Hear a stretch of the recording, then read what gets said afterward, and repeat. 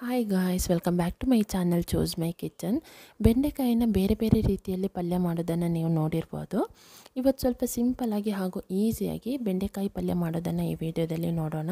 ಹಾಗೆ ನಮ್ಮ ಚಾನಲಿಗೆ subscribe ಮಾಡ್ಕೊಳ್ಳೋದವರು please subscribe ಮಾಡ್ಕೊಳ್ಳಿ ಹಾಗೂ ಪಕ್ಕದಲ್ಲಿರೋ ಬೆಲ್ ಐಕನ್ನ ಪ್ರೆಸ್ ಮಾಡಿ ಸೊ ದಟ್ ನಾನು ಹಾಕುವಂಥ ವೀಡಿಯೋಸ್ ನೋಟಿಫಿಕೇಷನ್ಸ್ ಎಲ್ಲ ನಿಮಗೆ ಬರುತ್ತೆ. ಬನ್ನಿ ಇವಾಗ ಹೇಗೆ ಮಾಡೋದು ಅಂತ ನೋಡೋಣ. ನಾನಿಲ್ಲಿ ಒಂದು 250ರಿಂದ 300 ಗ್ರಾಮಷ್ಟು ಬೆಂಡೆಕಾಯಿ ತಗೊಂಡಿದ್ದೀನಿ. ಅದನ್ನ ಚೆನ್ನಾಗಿ ವಾಶ್ ಮಾಡಿ ಒರೆಸಿ ಇಟ್ಕೊಂಡಿದ್ದೀನಿ.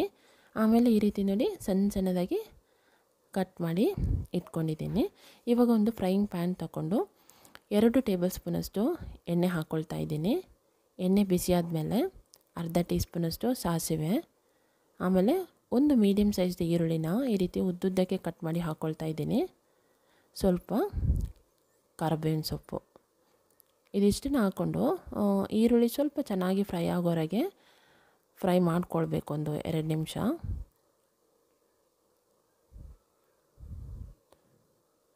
ನೋಡಿ, ಇಷ್ಟು ಫ್ರೈ ಆದರೆ ಸಾಕು. ಇವಾಗ ನಾವು ಕಟ್ ಮಾಡಿ ಇಟ್ಕೊಂಡಿರುವ ಬೆಂಡೆಕಾಯಿನ ಹಾಕ್ಕೊಳ್ಳೋಣ.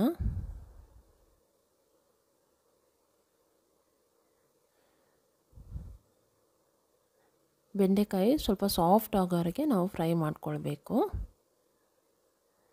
ಮೀನ್ವೈಲ್ ನಾವು ಒಂದು ಮಸಾಲೆ ರೆಡಿ ಮಾಡ್ಕೊಳ್ಳೋಣ. ಒಂದು ಮಿಕ್ಸಿ ಜಾರ್ ತಗೊಂಡು 1/4 ಕಪ್ಪಷ್ಟು ತೆಂಗಿನಕಾಯಿ ಹಾಕ್ಕೊಂಡಿದ್ದೀನಿ, 1/4 ಕಪ್ಪಷ್ಟು ಪುರಿಕಡಲೆ, ಒಂದು 3 ಒಣಮೆಣಸಿನ್ಕಾಯಿ, ಖಾರ ಎಷ್ಟು ಬೇಕುತ್ತಾ ನೋಡಿಕೊಂಡು, 7ರಿಂದ 8 ಬೆಳ್ಳುಳ್ಳಿ, ಒಂದು ಚಕ್ಕೆ, 2 ಲವಂಗ, ಅರ್ಧ ಟೀ ಸ್ಪೂನಷ್ಟು ಜೀರಿಗೆ, 1/4 ಟೀ ಸ್ಪೂನಷ್ಟು ಪೆಪ್ಪರ್ ಪೌಡರ್. ಇಷ್ಟನ್ನು ಹಾಕ್ಕೊಂಡು ನೀರೇನು ಹಾಕದೆ ಡ್ರೈ ಆಗಿ ನಾವು ಗ್ರೈಂಡ್ ಮಾಡ್ಕೊಳ್ಳೋಣ. ನೋಡಿ, ಈ ರೀತಿ ತರಿ ಇದ್ದರೆ ಸಾಕು. ಸೊ ಇವಾಗ ನೋಡಿ ಬೆಂಡೆಕಾಯಿ ಚೆನ್ನಾಗಿ ಫ್ರೈ ಆಗಿದೆ, ತುಂಬ ಸಾಫ್ಟಾಗಿ ಆಗಿದೆ. ಇಷ್ಟ ಆದರೆ ಸಾಕು. ಈಗ ನಾವು ರುಚಿಗೆ ತಕ್ಕಷ್ಟು ಉಪ್ಪು ಹಾಕ್ಕೊಳ್ಳೋಣ. 1/4 ಟೀ ಸ್ಪೂನಷ್ಟು ಅರಿಶಿನ ಹುಡಿ ಹಾಕ್ಕೊಳ್ತಾ ಇದ್ದೀನಿ. ಒಂದು ಸಲ ಚೆನ್ನಾಗಿ ಮಿಕ್ಸ್ ಮಾಡ್ಕೊಳ್ಳೋಣ.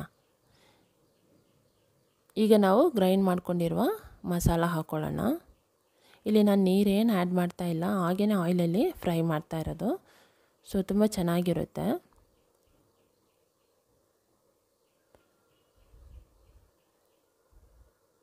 ಇದನ್ನೊಂದು 2 ನಿಮಿಷ ಈ ರೀತಿ ಲೋ ಫ್ಲೇಮಲ್ಲಿ ಇಟ್ಕೊಂಡು ಈಗ ಫ್ರೈ ಮಾಡ್ಕೊಳ್ಳೋಣ. ಬೆಂಡೆಕಾಯಿ ಜೊತೆ ಎಲ್ಲ ಚೆನ್ನಾಗಿ ಮಿಕ್ಸ್ ಆಗುತ್ತೆ ಮಸಾಲ ಎಲ್ಲ. ಈಗ ಅರ್ಧ ಟೀ ಸ್ಪೂನಷ್ಟು ನಿಂಬೆಹಣ್ಣಿನ ರಸ ಹಾಕ್ಕೊಂಡಿದ್ದೀನಿ, ಸ್ವಲ್ಪ ಕೊತ್ತಂಬರಿ ಸೊಪ್ಪು. ಸ್ಟವ್ ಆಫ್ ಮಾಡಿಕೊಂಡು ಒಂದು ಸಲ ಚೆನ್ನಾಗಿ ಮಿಕ್ಸ್ ಮಾಡಿಕೊಂಡ್ರೆ ಬೆಂಡೆಕಾಯಿ ಪಲ್ಯ ರೆಡಿಯಾಗಿದೆ. ಈಗ ಇದನ್ನ ನಾವು ಒಂದು ಸರ್ವಿಂಗ್ ಪ್ಲೇಟಿಗೆ ಟ್ರಾನ್ಸ್ಫರ್ ಮಾಡ್ಕೊಳ್ಳೋಣ. ರೊಟ್ಟಿ, ಚಪಾತಿ, ದೋಸೆ, ಅನ್ನ ಎಲ್ಲದರ ಜೊತೆನೂ ತುಂಬಾ ಚೆನ್ನಾಗಿರುತ್ತೆ.